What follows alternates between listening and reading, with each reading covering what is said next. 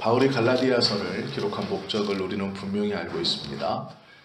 지금 유대에서 올라온 유대교인이었다가 그리스도인으로 거듭난, 그러나 이 거듭남이 온전하지 못하여서 유대계 그리스도인이라고도 불리었고, 또한 예수님의 십자가의 사건과 부활, 그리고 원래 자신의 조상들이 믿었던 율법도 지켜야 구원을 받는다. 어떻게 말하면 이것은 온전한 기독교인의 모습은 아니죠.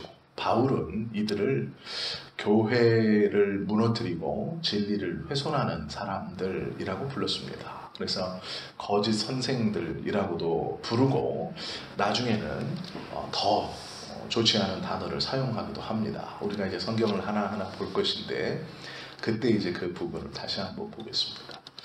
갈라디아서는 자세히 보시면 율법에 대해서, 그리고 은혜에 대해서, 특별히 복음과 언약이라는 여러 단어를 사용하면서 갈라디아 교인들에게 복음에 대해서 하나하나 설명해 주고 있는 그러한 성경입니다. 그래서 저희가 갈라디아서를 좀 다른 성경보다 이 새벽에 보면서 좀 길게 보고 있죠. 또 1장에서는 바울의 사도성을, 2장에서는 자신의 이 복음의 완전성을, 3장에서는 율법과 복음을 비교해 가면서 설명해 줍니다. 이 4장은 조금 달라요. 물론 율법과 복음에 대해서 설명을 하지만 관점이 좀 다릅니다. 3장의 특징은 유대인의 관점에서 복음과 율법을 설명했습니다. 그래서 3장을 보시면 유대인들이 조금 잘 알 수 있는 유대인들의 전통을 들어서 계속 예를 들어요. 아브라함이 대표적인 것이죠. 또한 아브라함을 설명하면서 유대인들이 중요하게 여기는 시각으로 율법과 복음의 차이, 그리고 아브라함도 믿음으로, 하나님의 말씀을 믿음으로 의롭게 되었다. 즉 뭐냐면 유대인의 시각에서 지금 이 복음, 언약에 대해서, 그래서 단어도 복음이나 은혜라고 쓰지 않고 언약이라는 단어를 쓴 겁니다. 왜 이 언약이라는 단어를 썼냐면 유대인의 관점에서는 복음보다 언약이라는 것이 더 가까워요. 그런데 이 갈라디아서 4장에 들어가면서는 관점이 유대인의 관점에서 쳐다보던 이 복음을 이방인의 관점에서 쳐다봅니다. 그래서 후견인이라는 것을 가르쳐줘요. 이게 뭐냐면 이제 갈라디아서 4장부터는 갈라디아인들은 유대인들이 아닙니다. 그래서 유대 전통을 어설프게 알지만 피부로 느끼지는 못해요. 그런데 갈라디아 교인들에게 이제 어떤 관점으로 쓰느냐? 로마의 관점, 지중해에서 살아가는 삶의 관점 속에서 이제 복음을 설명하기 시작합니다. 즉 조금 더 가까이 느끼는 이 로마인들의 습성, 이 당시에 지중해 지방에 있었던 유대인이 아닌 이방인들의 관점으로 복음을 설명합니다. 그거에 대한 첫 번째로 뭐라고 그러냐면 1절에 보시면 내가 또 말하노니 유업을 이을 자가 모든 것의 주인이나 어렸을 동안에는 종과 다름이 없어서 그 아버지가 정한 때까지 후견인과 청지기 아래에 있다. 이렇게 1, 2절에 설명합니다.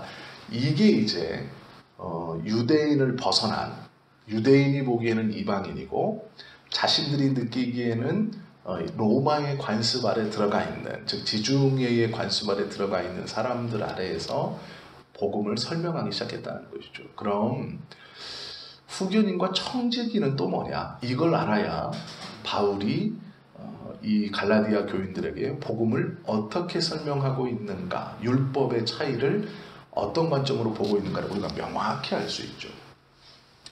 바울은 1절에서요, 약속을 받았지만 그들이 어린 시절에는 후견인과 청지기 아래에 있다라고 말하고 있어요. 그러면 이 후견인이 뭐고 청지기가 뭐냐?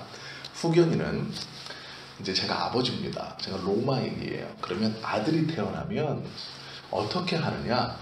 후견인을 정해줘요. 이 후견인은 내 아들이, 내 유산을 물려받고 내 직책을 물려받을 이 아들이 14살이 되기 전까지 뒤에서 아들을 보호해주는 사람이에요. 아들이 미혹하니까, 미약하기 때문에 14살 때까지 후견인이 뒤에서 이 아들을 도와줘요. 그리고 청지기는 25살이 되기 전까지 재산을 관리해 줍니다. 그래서 보통 청지기와 후견인이 한 사람인 경우도 있었고, 후견인은 다른 사람, 청지기는 다른 사람, 이렇게 하는 경우도 있었습니다. 즉, 후견인은 자기의 친척 중 학식이 높거나 아니면 신분이 높은 사람하고 붙여줘요. 그 다음에 이 청지기는 자신과 상관없는, 아니면 자신의 어머니나 자신의 누이나 이런 여성들에게 청지기를 좀 많이 붙여줬어요. 이게 왜 그랬냐면 14살 때까지 교육을 담당하고 얘가 무엇을 배워야 될지 또 어디를 가지 말아야 할지를 뒤에서 잘 가르치고 그 진로를 잡아주는 후견인과 재산을 보호해줄 청지기는 보통 다른 사람을 썼습니다.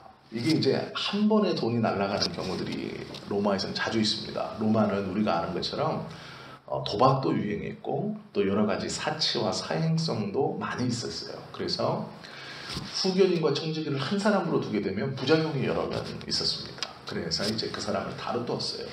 오늘 바울이 갈라디아 교인들에게 가장 잘 알아들을 수 있는 방법, 주인의 아들이 결국 모든 것을 다 물려받지만 그 아들이 장성할 때까지 14살 전까지는 후견인을 두지 않냐, 25살 전까지는 청지기를 두지 않냐, 자기 재산이지만 다른 이가 관리하고 자기는 그 밑에서 후견인의 가르침과 청지기의 씀씀이를 벗어날 수가 없는 거예요.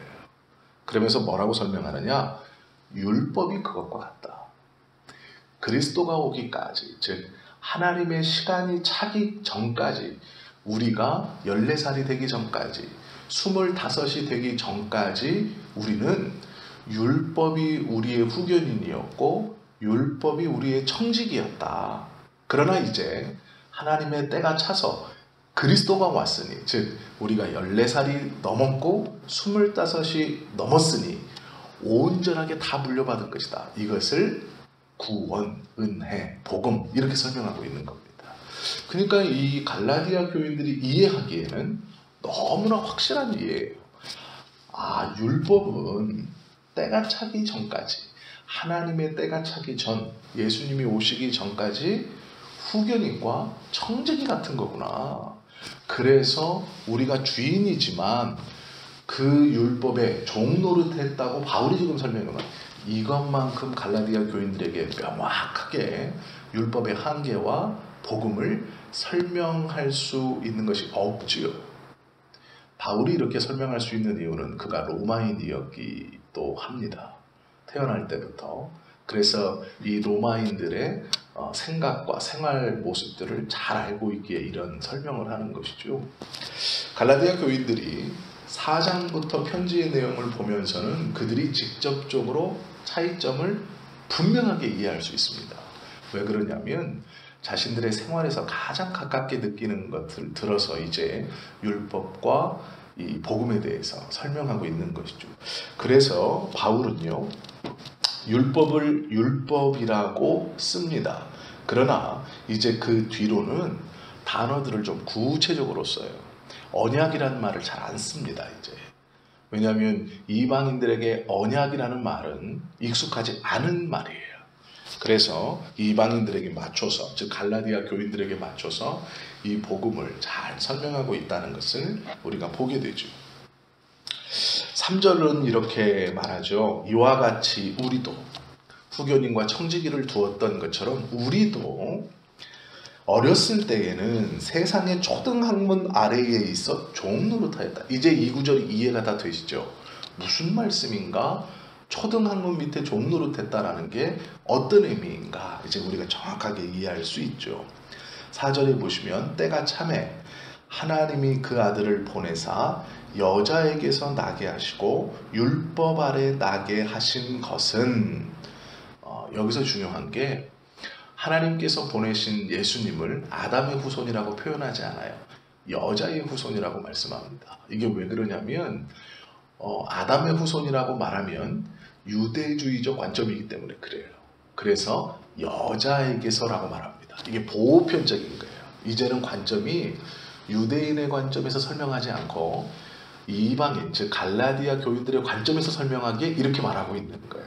아담의 후손이라고 언급하지 않고 여자의 후손이다, 이렇게 언급하는 겁니다. 또 율법 아래에 나게 하신 것은 예수님을 이 땅, 율법이 지배하는 이 땅에, 율법의 영향력이 있는 이곳에 나게 하신 것은 율법 아래에 있는 자들을 속량하시고, 즉 율법 아래에서 살아가는 우리들 때문이다, 이렇게 말하고 있는 거예요. 예수님이 왜 여자의 후손으로 오신 줄 아느냐?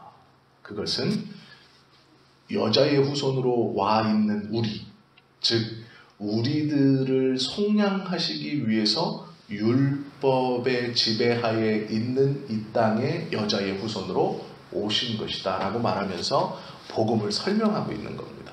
예수님께서 왜 마리아의 후손으로 오셨는가? 왜 그의 태를 빌려 인간의 모습으로 오셨는가? 그것은 그 율법의 영향 아래 살고 있는 우리 때문이다, 이렇게 말해요. 그런데 마리아라고도 안 하고 여자라고 그냥 지칭합니다. 이것은 관점을 일부러 돌린 것이죠. 그리고 이렇게 말하죠. 우리로 아들의 명분을 얻게 하려 하신다. 이것이 이방인의 관점에서 복음이 무엇이냐라고 물었을 때 설명되어질 가장 정확한, 이해가 가장 빠른 설명입니다. 그래서 바울은 오늘 이 4장에 들어가면서 유대인의 관점이 아닌 이방, 즉 갈라디아 성도들의 관점에서 설명을 하고 있는 것이죠. 4절에 보면 때가 찼다라는 말이 있어요. 이게 무엇이냐면 우리가 이제 짐작할 수 있는 것처럼 하나님이 예수님을 보내신 때, 예수님이 이 땅에 오실 때라는 것이죠. 때가 참에 그 아들을 보내사 여자에게 나게 하신 것은 우리를 구원하시고 율법 아래 살고 있는 우리 때문이다. 그래서 예수님이 하나님이시지만 인간의 모습으로 오셨다라고 선언하고 있는 것이죠. 너무나 감사하고 또 이해가 잘 되게 이 복음에 대해서 설명하고 있는 모습입니다. 물론 이 지혜를 하나님이 주셨겠죠. 하나님이 바울에게 이렇게 복음을 놀랍게 설명할 수 있는 지혜를 주셨고, 또 바울은 그의 간절함 속에 갈라디아 교인들을 생각하면서 어쩌면 조금 더 쉽게, 어떻게 하면 조금 더 쉽게 하나님의 말씀과 은혜, 이 구원을 전달하고 다시 한번 설명할 수 있을까를 기도하면서 이 갈라디아서를 썼겠죠. 속량이라는 말은 우리가 갚아야 할 대가를 대신 갚아주셔서 우리를 종에서 자유인으로 놓아주셨다, 이런 뜻입니다. 그리스도는 우리를 대신해서 율법과 정죄를 받으사 우리로 그 율법에서 벗어나게 하셨죠. 우리가 지금 갈라디아서만 보더라도 1장에서 4장 이 초반까지 얼마만큼 하나님이 우리를 위해서 무엇을 하셨는지, 또 율법이 무엇인지, 우리가 받은 구원이 어떠한 것인지 그냥 즉흥적으로 내가 너 구원해 줄게, 그냥 이렇게 하면 돼 라고 말씀하시는 것이 아니라 얼마나 철저하게 준비하시고 그것을 이끌어 가시고 하나하나 이루어 오시고, 아브라함을 선택하고 부르신 때부터 예수님이 오시기 전까지 그 모든 것들, 또한 이 땅에 복음이 들어오고 우리가 예수님을 믿기 전까지 하나님이 얼마나 차분히 하나하나 일하셨는지, 완벽하게 그 모든 것을 행하셨는지 우리가 알죠. 이제 배우고 있는 것이죠. 우리가 받은 구원은요, 즉흥적인 것도 아니고 가벼운 것도 아닙니다. 수많은 긴 시간에 걸쳐서 하나님께서 당신의 예정 가운데 하나하나 그것들을 이루어 가셨고, 그 이루심이 우리의 구원 때문이라는 거예요. 생각해 보십시오. 이 놀라운 하나님의 계획과, 즉 경륜이라고 말하는 이 계획 속에 우리가 선택을 받았고 구원을 받았어요.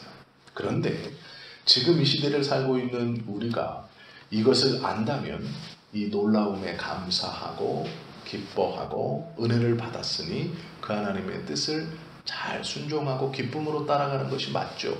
그러나 혹 우리의 실수가 조금 있다 그래도 이 하나님의 놀라운 구원 계획은 어그러지는 것이 아닙니다.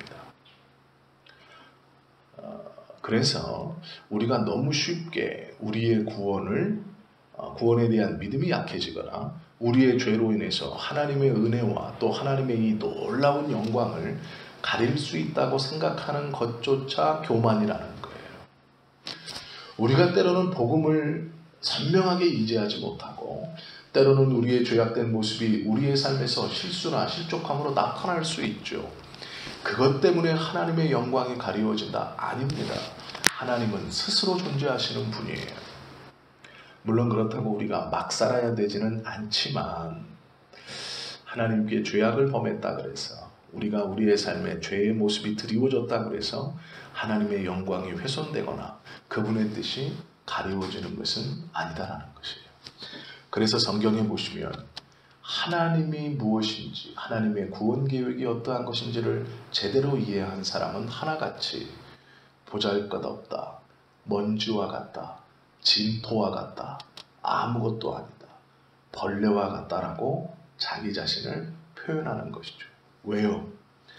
하나님의 어떠한 계획이 나에게까지 이 구원이 이루어졌는가를 이해하지 못했을 때는 내가 무엇인가 해서 주님의 나라를 확장시키고 내가 무엇인가 해서 하나님의 영광을 더 높일 수 있고 내가 무엇인가 해가지고 하나님께서 이렇게 하실 수 있다라고 착각하며 살아가는 거예요. 그러나 그것까지도 하나님의 계획하시면 아무것도 아니라는 것을 깨닫게 되면 기쁨으로 감사함으로 순종함은 물론이요.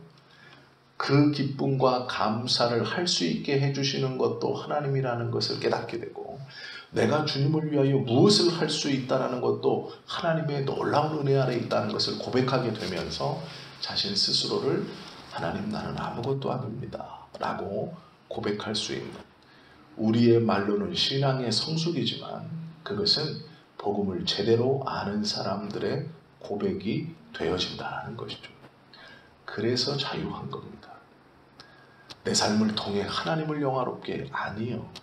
그 뜻에 맞춰 사는 그것이 하나님을 영화롭게 하는 거예요. 설사 내가 그 뜻에 맞춰 살지 못한다 그래도 하나님의 영광과 영화가 가리워지는 것은 아니다라는 것이죠.